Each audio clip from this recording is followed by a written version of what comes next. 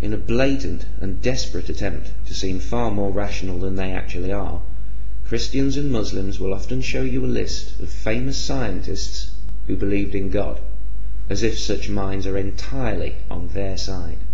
For example, Galileo, Kepler, Newton, Faraday are all normally found on such lists, giants of science who all called themselves Christian.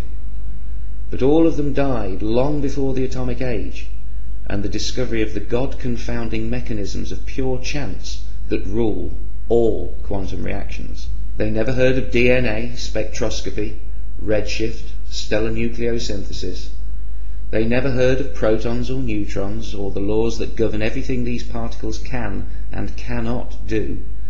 They never heard of radioactivity and the window this provides for measuring the ages of rocks and thereby our planet. Newton, living 400 years ago, may have believed, as many Christians and Muslims still believe today, that life cannot come from non-life. But that's only because nobody in the 1600s knew that our bodies are made entirely from non-life, in the form of atoms. Would Faraday or Kepler, who endorsed the biblical creation story, had their minds encountered the explanatory power of the DNA molecule, the data behind the rates and causes of genetic mutation, the vast timescales involved, not to mention the highly detailed mathematics and observations that underpin 21st century cosmology? We'll never know, but there's plenty of statistical evidence to suggest that in the information age at least, the more you know, the less likely you are to believe that the creator of the universe cares what you do with your sexual organs, or which direction you pray in, or even if you pray at all. In an attempt to make up for this embarrassing lack of modern scientists prepared to sign up to an even partially literal interpretation of any holy book, the Christians and Muslims, or affiliated sociopaths, will tell you about recent surveys where many modern scientists have gone on record as saying they believe in God. But this too is extremely deceptive. The scientists in these surveys are only asked if they believe in God, a question so vague as to have 6.5 billion meanings. If the survey asked them if they believed in hell or in a God who wants women to cover their hair, the ticks would become crosses and the believer would dismiss the survey as God-hating propaganda, when all that's really changed is the question asked. How many scientists in those surveys who put a tick in the God box don't really apply their science to their religion? How many of those on the list are physicists, amongst whom belief in a personal God is almost non-existent? How many are deists, who don't believe in a God who keeps the buses running on time? How many just tick the box to keep mum happy? How many other scientists, simply by ticking the God box, carelessly allowed their vague sense of spirituality to be confused by a religious nutjob as an expression of belief in their vengeful, mass-murdering, egomaniacal God?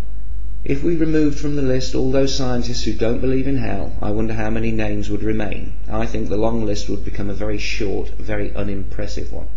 Whatever such surveys say, only a tiny, microscopic proportion of qualified, reputable scientists believe in what the believer would call God. The fear-perpetuating religious bigot calls this breathtaking arrogance on the scientist's part. They call it pride, ignorance, denial. But what most of the religious have never and never will understand is the real reason why the scientific mind can dismiss their threats of hellfire with an amused smile. How can scientists be so sure? Why aren't the scientists afraid? Why don't scientists fear hell? What makes the scientific mind so completely immune to this and so many other fears that haunt so many other people? For once, cut away the bullshit. The holy books tell you that you will burn if you don't believe. That is what the scriptures explicitly and repeatedly say. It couldn't be clearer. Even today there's no more painful way to die, let alone to spend eternity, and that alone should tell you why the threat is in the holy books in the first place. But let's look deeper still, through scientists' eyes. We've all been hypnotized by flames. Fire has a unique kind of magic. For most of human history, fire was magic. It's no surprise that it was the gods' tool of choice when the gods, worried by dwindling or fickle support, eventually and inevitably went into the eternal torture business. It's no coincidence that the biggest religions in the world threaten the greatest punishments for disbelief. We've all stared into the flames, but what's actually happening? What exactly are we staring at? What is fire? Fire is a chemical reaction requiring three components: an oxidizing gas, usually oxygen itself, a combustible source of fuel such as wood or petrol, and a source of energy sufficient to heat the fuel to its ignition temperature. This energy can come from matches, sunlight, friction, lightning, or something else that's already burning. When wood, for example, is heated to about 300 degrees Fahrenheit, the cellulose material starts to break down and give off volatile gases.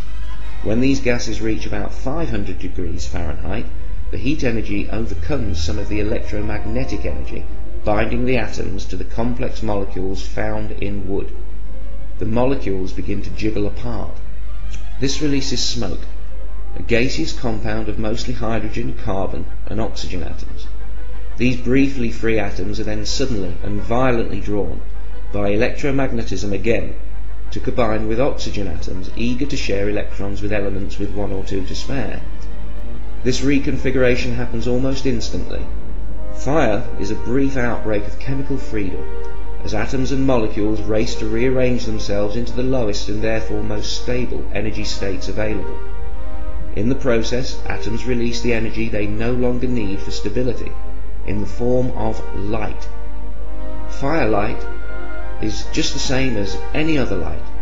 Trillions upon trillions of wave-like particles called photons hitting the back of your eye. Photons are emitted by electrons as they change energy states. Each photon is a packet of electromagnetic radiation exchanged between particles like currency during quantum transactions, always precisely balancing the conservation equations of quantum mechanics. A flame is just a gas heated to the point where the atoms shake so much they spit out light. Fire is an electric phenomenon. The colour of the flame, the frequency of the wave-like photons, which is what colour is, depends on what atoms you are heating and to what temperature. The different colours within any flame are caused by uneven temperature. The hottest, or more energetic part of the flame usually glows blue, a higher frequency than the less energetic frequencies, such as orange or yellow. The heat you feel is the excited motions of the atoms in the air around you, and in your skin and flesh. Heat is simply the motion of atoms. At the lowest temperature possible, minus 273 degrees, atoms stop moving pretty much altogether. That is why no lower temperature is possible. You can't have less motion than none. In living tissue, when atoms jiggle too fast, they hit other atoms too hard, creating pressure that can damage cells, resulting in pain signals sent along nerves to your brain. If something hot burns you, some of your atoms simply jiggled too fast. Fire, or combustion, is the process of oxidization. So is rusting. In a way, when a car rusts, it is burning in super slow motion. If it weren't for the fact that we have evolved to make use of oxygen's reactivity in our biochemistry, you could say oxygen is damn dangerous stuff. That was, briefly, how a scientist sees fire. The actual understanding goes far, far deeper. But what does it all mean? It means that without atoms and other subatomic particles and laws, there can be no flame. Rigid physical laws make fire possible. Anywhere there is fire, there will also be electricity, solid matter, and oxygen. If hell were real, we could watch TV or escape into fresh air. You're not going to burn after you die. If we go anywhere after death, we go there without our atoms. And when the religious try and keep the fear in you, it's like a test. Is your mind strong enough to see through it? Do you know enough to laugh? Can you tell mindless bullshit from facts and reasoning? If someone tells you that you're going to burn in hell, and you demonstrate that you understand exactly what fire is, I guarantee that they will then tell you that the fire in hell is not like real fire. The flames need no fuel or oxygen, electrons or photons, but it burns just the same. Jiggling atoms that aren't there.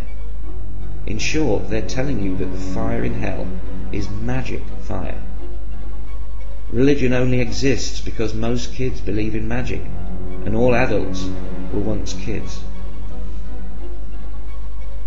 Welcome to organised religion, where everything means nothing, and nothing means everything.